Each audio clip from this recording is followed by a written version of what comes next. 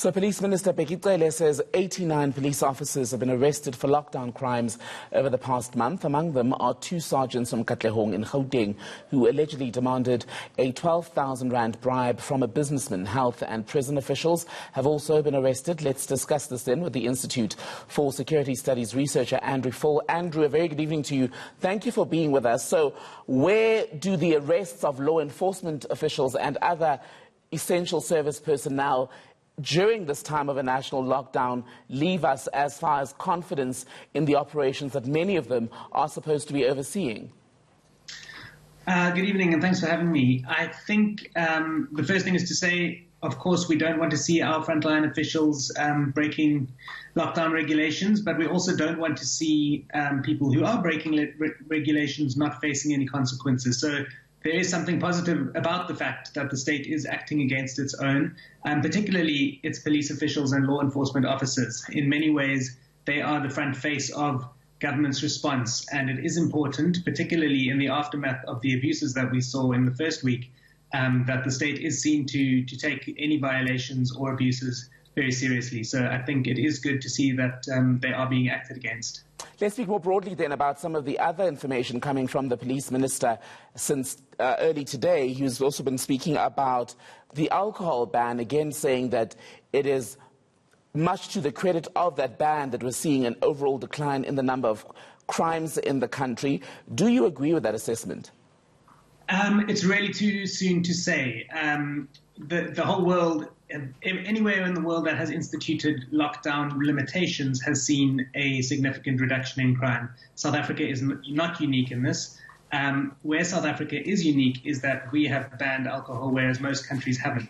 But it's far more likely that the reduction in crime that we're seeing here is caused by the same things that are causing the reductions elsewhere, which is just the fact that people aren't going about their everyday activities, people don't have freedom of movement, and therefore you're going to see a natural change in crime patterns. It is possible, and it is quite likely that the alcohol ban has some impact in South Africa. But if we reintroduced alcohol but didn't allow people to move, I think we would still see the majority of the crime stay down. It isn't something that is easy to test, but I definitely don't think we should jump on the bandwagon that this is explained by alcohol. It's much more easily explained by the fact that people are required to stay home. I just want to lift more numbers from the police minister's statement today, talking about how murder is down compared to the March-April period last year. It was at 1,542. That was the figure for March to April in 2019. 432 cases reported during the same period this year, coinciding with the lockdown. Those are encouraging numbers. Still quite dreadful that over 400 people were murdered, but the reality with our history of violence in this country is that those numbers are very likely unsustainable once the lockdown restrictions are lifted. Absolutely. We aren't living in an open democratic society at the moment, in the sense that, of course, we're consenting to stay at home, but this isn't the society that we can live in the long term. And so this reduction in murder is promising, but we have to assume that as we revert back to our normal activities, that will change. It's also important to note that the Easter weekend is a period in which there's often increased violence in South Africa, and so there was probably a higher than usual spike last year and now an unnaturally low dip this year. So it's very difficult to read too much into these numbers. As I say again, the crime has declined everywhere in the world, and so it is positive that it's reduced here, but we can't simply say that because it's reduced during the lockdown, we need to extend these kind of autocratic impositions into the post-COVID era. We need to see what we can make work and reduce as much harm as possible moving forward while retaining and respecting people's rights and dignity. That brings me to my next question, then, Andrew, about the policing and security lessons that we can possibly take from the operations during this pandemic and apply them to ensuring the safety of South Africans in years to come. What has stood out for you so far?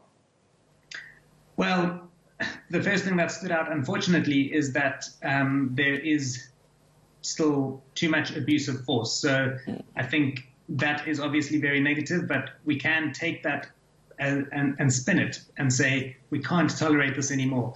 the SAPs can't suffer further legitimacy knocks. So they need to be seen to act against these members who have abused their powers. And in so doing, they can reinvent themselves. So I think that's an opportunity for the SAPs and something that can be taken forward.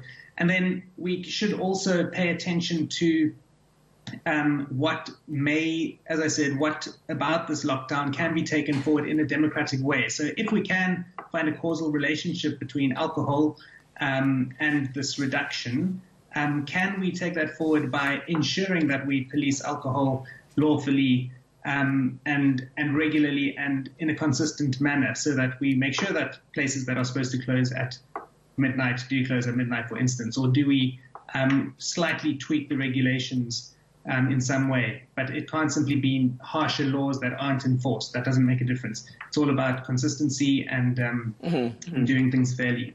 Andrew, thank you so much for being on ENCA tonight.